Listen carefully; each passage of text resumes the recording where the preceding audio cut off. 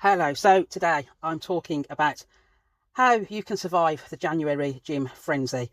My name's Cheryl Best. I'm trained as a nutritional therapist and yoga teacher. I write and speak about health and wellness, and I also write and speak about chronic illnesses. I'm a sufferer of chronic illnesses, and so I like to share my ups and downs about chronic illness and also to give tips to help people who are suffering from chronic illnesses. Right, so surviving the January gym frenzy. So I have a confession, and I'm probably publishing this a bit too early, but it's just something that came to my head while I was starting to write, because what I usually do is that I'll either write a post and then I will talk about the post and then put it on here as a podcast, or vice versa. I'll do it the other way around, where I might speak first and then that might get me to write something and then I put that up as a post. So anyway, I have a confession, and that confession is that I hate January. And you might be asking, well, why, Cheryl? Have you always been this way? And no, I haven't actually, but it kind of started when I became a yoga teacher. And more so, it started when I had a yoga studio and had like my regular students. And the reason why I absolutely hated January was due to disruption. So it was the disruption of my classes, and it was the disruption, frustration, the busyness, people coming in and out. That was the bit that I absolutely hated.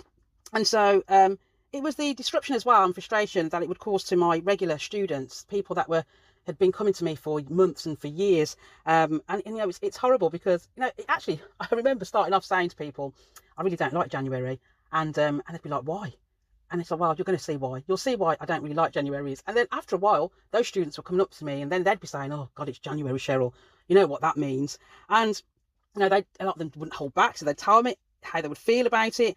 And like I said, these people have been with me for many years, and we've got like our own kind of, I know, kind of way of doing things. And, you know, the studio had become like a home away from home. So it was my home away from home, definitely. But for students that were coming to me, you know, 3, 4, 5 times a week, it was their home away from home. So it's that kind of disruption that happens. And I suppose, and I put this in the post, I suppose it's similar to when you've got visitors that come to your house and you feel that you've got to change your whole way of doing things because this visitor is there. And that can kind of cause a lot of disruption, because like the routine of the household is kind of like disrupted.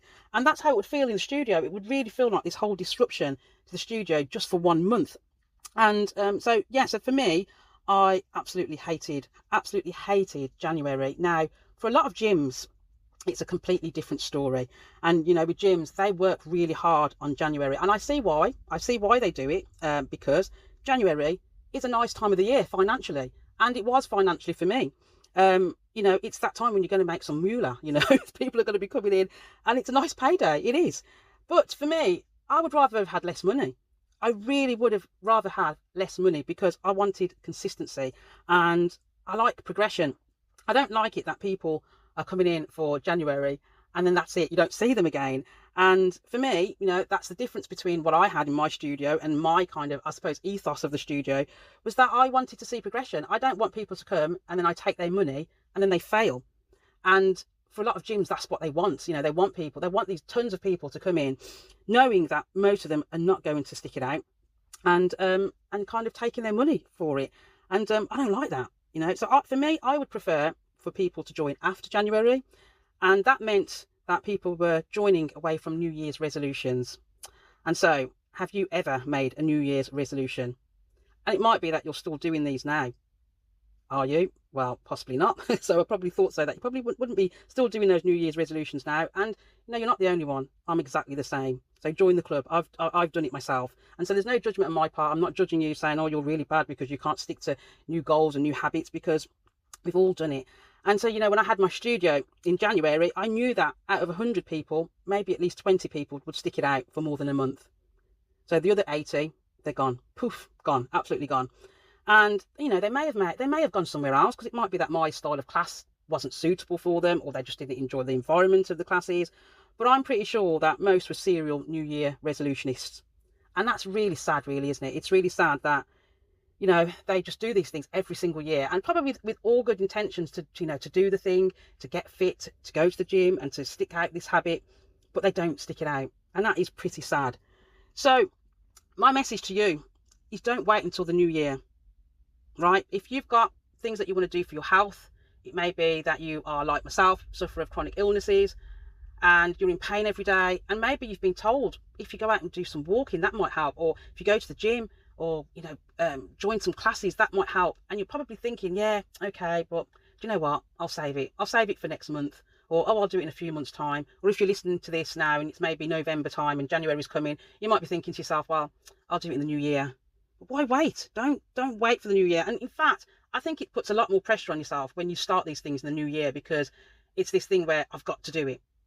And, you know, it does put a lot of that pressure on you. Where I think when you start away from the new year, away from everybody else's resolutions, because you know what usually happens, you know, you probably start talking, you talk to people and say, yeah, I've decided to go to the gym.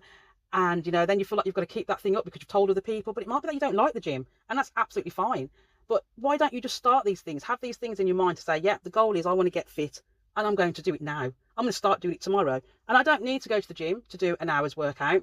Why don't I just do something at home? Use YouTube or use whatever you can find to help you to, you know, give you something to do, give you an exercise plan or something. And you might be just one video that you say, well, I'm going to do that thing every single day. And it might only be 5-10 minutes, which doesn't feel like you're pushing yourself to do this great big habit.